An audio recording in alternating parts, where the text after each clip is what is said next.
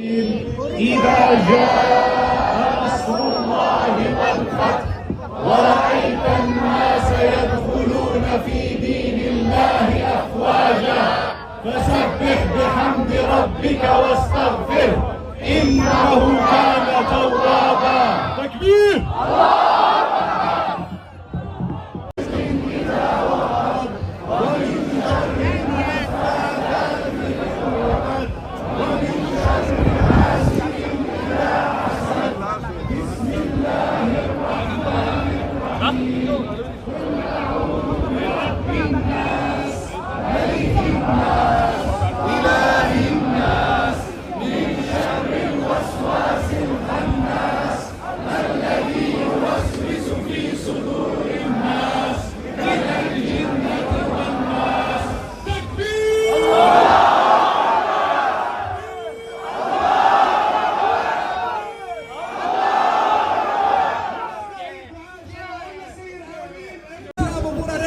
Precis som alla andra.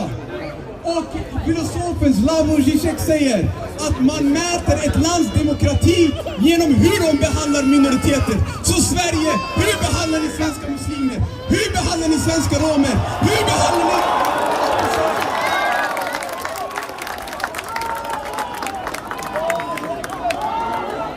Mina syskon, jag vill avsluta med två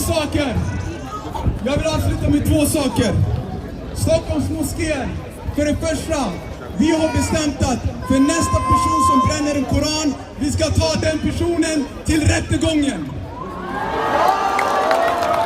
Och vi är beredda att gå till Europadomstolen om det krävs.